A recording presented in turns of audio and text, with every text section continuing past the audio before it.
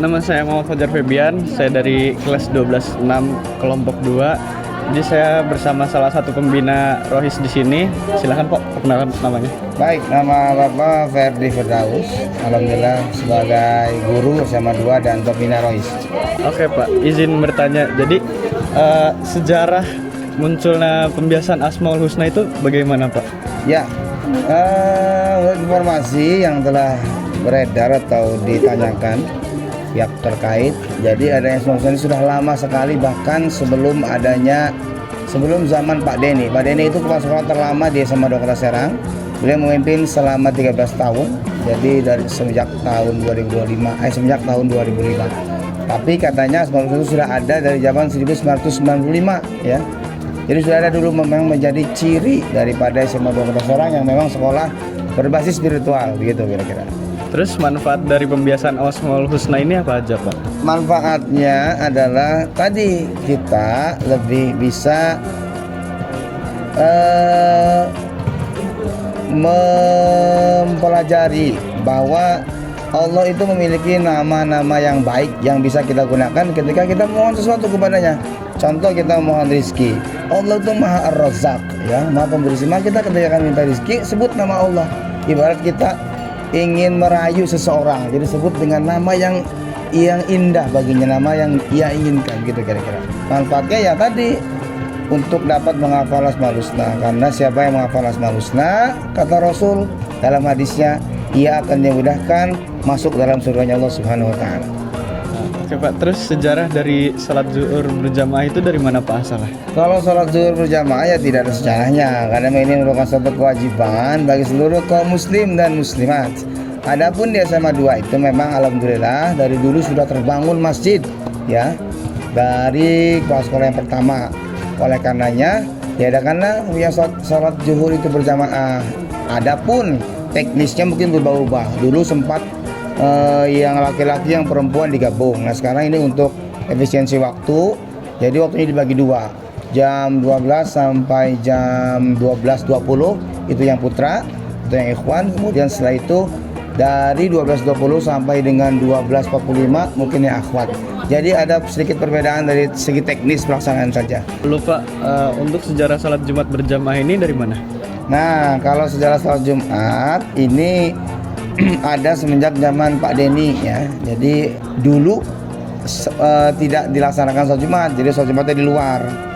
Kemudian sejak adanya Pak Denny itu masjidnya sudah memadai, oleh karenanya dilaksanakanlah pelaksanaan salat Jumat berjamaah. Di samping itu karena ada banyak sedekah yang diberikan oleh wali santri atau wali siswa, ya, kepada SMA 2 Kota Serang untuk bersedekah, yang kemudian dibagikan ke teman-teman atau ke siswa-siswa SMA 2 Kota Serang dan guru-guru dan serta staf SMA 2 Kota Serang. Jadi ini merupakan ajang untuk berbagi, ya, begitu kira-kira. Oke, sekian dari saya. Kurang lebihnya mohon maaf. Terima kasih. Halo, perkenalkan nama saya Reva Saputri dari 12-6 kelompok 2. Saya di sini akan mewawancarai dari guru agama. Ibu perkenalan dulu namanya.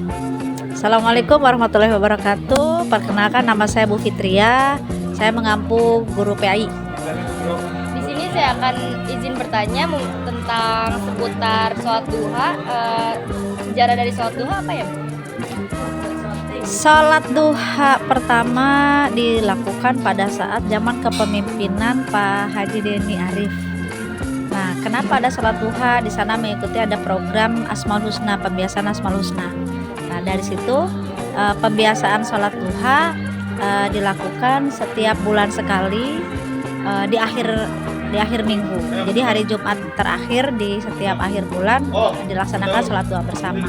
Jadi yang kedua saya ingin bertanya tentang tahsin. Tahsin itu sejarahnya dari mana asal mulanya? Untuk program tahsin dan tahfiz di SMA 2 itu masuk kepada program BTQ. Pada saat kapan mulainya? Pada saat 2 tahun yang lalu dikomandoi oleh Ustadz Haris. Ustadz Haris ini beliau lulusan dari Mesir, mempunyai ide bahwasanya bagaimana kita melaksanakan program BTQ. Di dalamnya ada kegiatan tahfiz, kemudian tahsin dan BTQ. Jadi di sini ada pertanyaan terakhir tentang keputrian. Jadi sejarah dari awal mulanya keputrian tuh kayak gimana? Ngomongin sejarah keputrian, kita balik lagi pada Asmaul Husna. Itu ada di tahun 2007, yaitu zamannya Pak Haji Deni Arif Hidayat.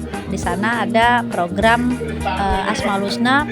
Kenapa ada keputrian? Nah, kita ambil itu pada saat anak-anak putra sholat Jumat. Nah, anak putrinya kemana kegiatannya? Maka kegiatannya dilaksanakan keputrian, supaya pada saat anak putra sholat Jumat, yang putrinya mengadakan kajian Jumat, yaitu program keputrian. Tujuan dari keputrian ini apa? Untuk mengisi sesuatu yang positif, terutama tentang keagamaan untuk peserta didik putri. Oke, begitu saja. Sekian dari kami. Wassalamualaikum warahmatullahi wabarakatuh. Waalaikumsalam. Perkenalkan, nama saya Yazid Zidan dari kelas 12-6 dari kelompok 2. Di sini saya akan mewawancarai, bisa perkenalkan dulu namanya. Nama saya Muhammad Hilmi dari kelas 12-7. Di sini saya mau bertanya soal Jumat Berkah yang diadakan di Semanda ya, Ayah. Yang pertama, dari kapan sih kalau boleh tahu Jumat Berkah itu diadakan? Mungkin saya bakal jelasin nggak terlalu spesifik, cuman Jumber ini tuh dilakukan sebab karena pertama kan banyak orang tua siswa yang ingin menyumbangkan kayak makanan untuk orang-orang yang habis sholat Jumat gitu. Jadi sebenarnya Jumber ini itu bukan dari sekolah yang ngatur, cuman dari relawan-relawan yang kayak menyumbangkan makanan, minuman yang akhirnya bakal dibagi-bagi, disebar buat untuk para siswa ataupun siswi yang mau sholat zuhur.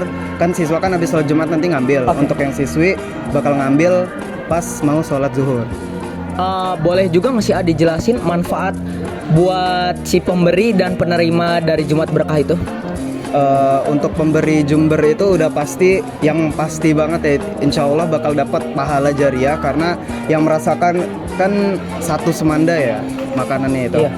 Untuk penerimanya udah pasti dia bakal senang, terutama mungkin yang tadinya mau jajan cuman gak ada uang tapi dapat Jumber, apalagi yang dapetnya banyak, yang nyimpen di kantong-kantong gitu, itu kan lebih gacor lagi. Mungkin sekian dulu Ayah pertanyaan dari saya. Terima kasih telah menjawab pertanyaan dari saya. Assalamualaikum.